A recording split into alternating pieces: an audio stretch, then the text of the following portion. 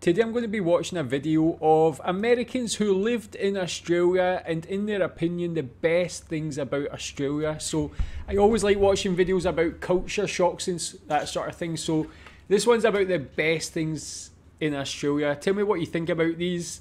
Let's watch. Hey everybody, welcome back. We are still here in self-isolation in Australia. We're flying back home soon, probably a few days from the time this video uploads, and we just wanted to look back at our time here in Australia and talk about some of our favorite things. If you are new to this channel, we are Jenny and Logan, and we left the US back in August of 2019. We traveled to 9 countries over the course of 2 months and ultimately landed in Australia in October of 2019, and we've been living and working here ever since. If you like this video or have watched any of our other videos and like those, please like, subscribe, and hit the bell to be notified when our next videos are posted. That usually happens once a week around midweek. We'd really appreciate it. It really helps us out. Thank you. So let's get into it. We're going to go through our top 15 things that we have loved about living here in Australia. We had a longer list. Yeah. But I had to shorten it because the video would get too long. It was hard to narrow it down because, truth be told, we have really loved living here, so there are a lot of things to pick from. Number 1, the weather.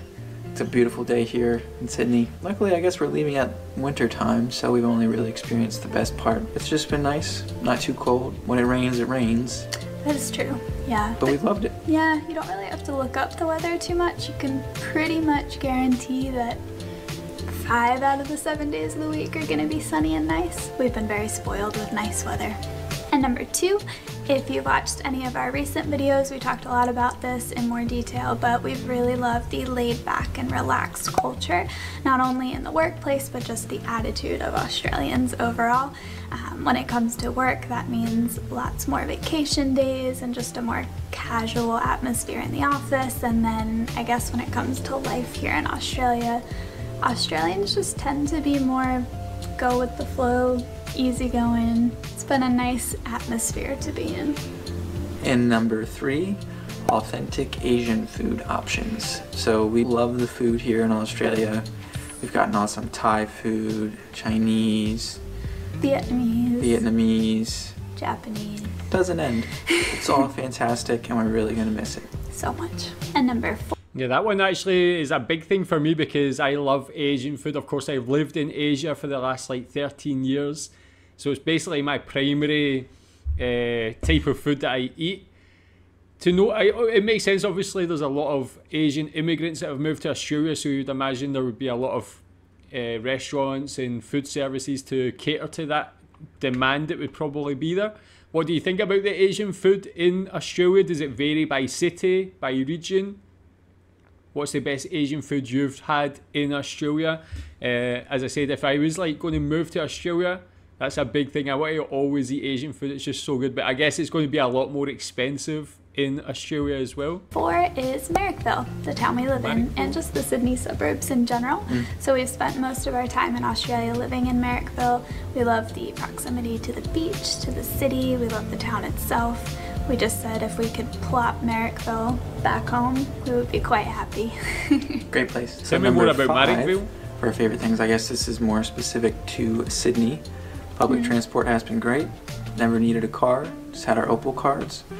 Took the train and metro combination to work most days. For the most part, fairly efficient. Obviously, there were a couple rough, long, delayed mornings to get to work, but It happens. for the most part, thumbs up. And coming in at number 6 are the beautiful Sydney beaches and coastal walks. So we didn't get to spend as much time at the beach as we had wanted to because a lot of them have been closed for a while now, but we did get to go to Manly Beach. We've gone to Bondi. Shelley. I did the Coogee to Bondi walk. The coastline is just gorgeous, and the fact that you're so close to the city is just crazy. You can't beat Really it. got And everything number in a 7, close the fantastic proximity. wildlife here in Australia. So we didn't get to see as much as we hoped. We had quite the list of animals we wanted to go explore and see. Kangaroos, on our trip. quokkas, whale sharks. Yeah. One day. But we saw a kookaburra this week. We did see a kookaburra this week. That was really exciting. At number 8, we've picked the people we've met and the friends we've made. So overall, we've found Australians to be really friendly. We've talked about our Airbnb hosts a number of times. They're fantastic. We've made some really great friends through work, and we just really haven't had a problem meeting nice people here. And I'm gonna do number 9 too, because I drink more coffee than Logan does, but I have fallen in love with flat whites. The coffee here in Australia is to die for. It's all espresso based. You can go down to any cafe around the corner, pay $2 to $3 and get an amazing coffee. It is something I am going to miss so much when we leave. Starbucks doesn't fly here. You just go to the local place, get a great cup of coffee. It's the best. And number 10, the Australian Open. Luckily, we were here when things weren't locked down. In January, we took a quick flight to Melbourne and saw the awesome Australian Open for like $60 or something. We got a ground pass, saw so much great tennis, made it into a stadium. It was a great event. It was so cool. I really enjoyed that. Way more than I thought I would. It's more than just tennis. More than just tennis. And number... Yeah, tell me about that. Actually, I would quite enjoy going to see the Australian Open. Actually, I think tennis is quite enjoyable to watch. I obviously watch Wimbledon and that sort of thing because it's in the UK. Tell me if you've been to the Australian Open. And obviously when it comes to sports in Australia, I've mostly learned about Aussie rules, but what other sports do you think are very popular? I know things like cricket and so on, but tell me other sporting events that are like a big date in the calendar in Australia that you think would be good to know about. 11, the work and holiday visa. It's an awesome opportunity that you have if you're a certain age to come and live and work in a new place on the other side of the world. It's just a really great experience, how much opportunity you have here to travel, work, meet new people. It's just something I think is really neat about Australia. It's so unique, and we're so fortunate that we could take advantage of it. We'd recommend. Highly. Number 12 is something that I think we catch ourselves saying probably weekly. We absolutely love the international feel of Sydney. It's the most international city either of us have ever lived in, and it's really cool to sit on the train and hear a lot of different languages, have so many different food options. It just feels like a very worldly city, and we really have enjoyed that about Sydney. Yay, Sydney. And number... Yeah, that's what I felt like when I went to Melbourne. Like, I feel like that out of all the cities I've ever been, Melbourne and Amsterdam seem like the most diverse. But obviously Amsterdam, it's like mostly tourists, whereas Melbourne, it felt like more people who lived there. Like, it was very diverse. Of course, somewhere like London is very diverse, but I feel like it seems to just work in Australia better. Like, the people seem to have integrated a lot more seamlessly. Is that the case in your opinion? Is it, again, does it vary between the different cities in Australia? 13, we're almost there. This one is for me. I really enjoy the terrible, crappy reality TV shows that they have here. I'm a sucker for Married at First Sight and The Bachelor. Love Island. Love Island, I've discovered. We don't have that in the US. And they have a UK version too, which I've been good and haven't watched, but not good, not quality TV, but really entertaining, and I have eaten it up. Sorry, Logan.